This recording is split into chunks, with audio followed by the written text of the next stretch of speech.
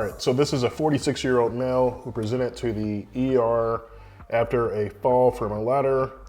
I was called because he had a comminuted distal tibia fracture. The procedure that we're going to do is an external fixator.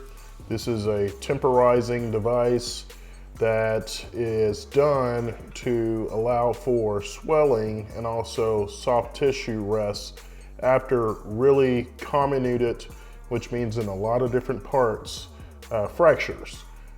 This patient will eventually need definitive fixation, which means we use these external fixators as temporizing devices, and then the final surgery will be done in approximately 7 to 10 days.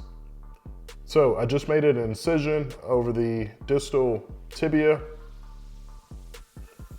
These are Shank's pins that are going into the tibia. I'm using fluoroscopy to just ensure that I'm going bicortical.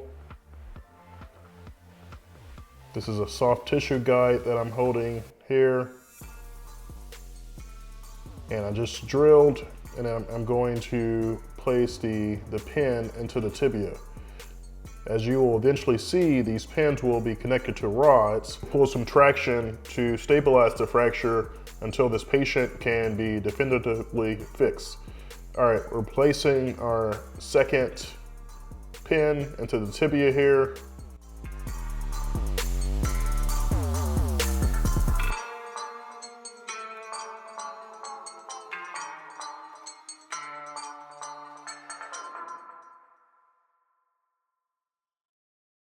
And then this is a calcaneal pin that I typically drill from medial to lateral.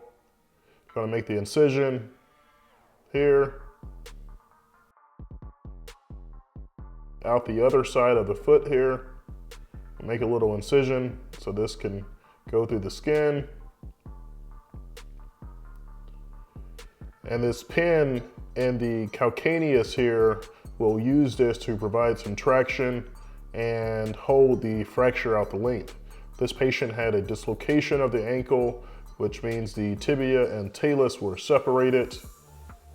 He broke all 3 parts, and his ankle is pretty unstable. This is a clamp here that we're going to use to connect the rods to the pins that were placed in the tibia. I'm actually gonna place a larger one. And typically these clamps need to be placed a few finger breadths above the skin so that it's not directly resting on the skin. That's what I'm putting my fingers under, just to make sure that it's not too close to the skin. And we're gonna tighten this right here so everything is nice and tight.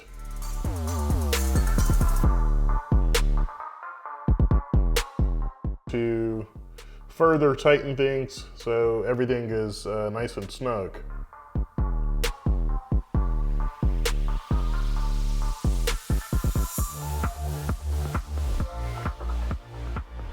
All right, this is a bar to pin clamp here that we're going to place on both sides, and then we'll connect some rods to this, and then we'll pull traction and get this ankle stabilized.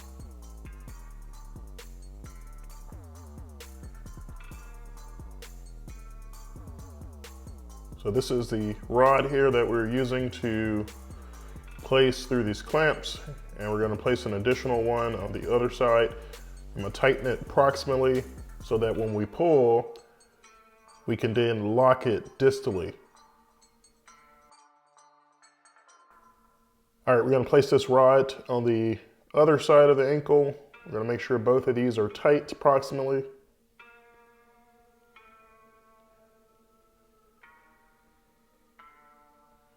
And the mainstay of treatment after these fractures is soft tissue rest so that the swelling goes down.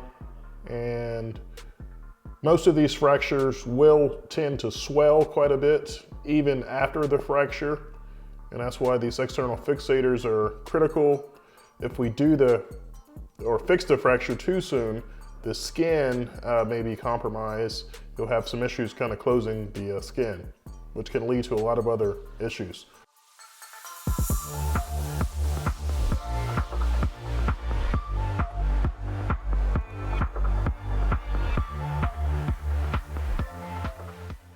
So we're going to cut off this sharp part of the wire here with a wire cutter so that it doesn't stick anyone. And then these are Kerlex rolls here. After we got everything nice and tight and snug and locked in place, the x-rays confirmed that we had an adequate reduction on the AP and also lateral view. This Kerlex will be placed around the pins because sometimes these pins tend to ooze quite a bit. Sometimes the patients will go home with this external fixator device, keep it elevated, and then follow up for definitive surgery, whether that's in 3 to 5 days or 5 to 7 days. It all depends on how the tissue looks at that point.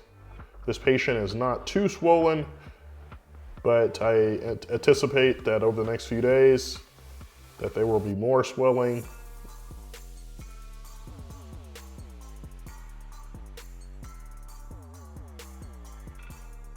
This patient can't walk on this. We have to keep it elevated, and that's an external fixator for distal comminuted tibia fracture. Thanks for watching.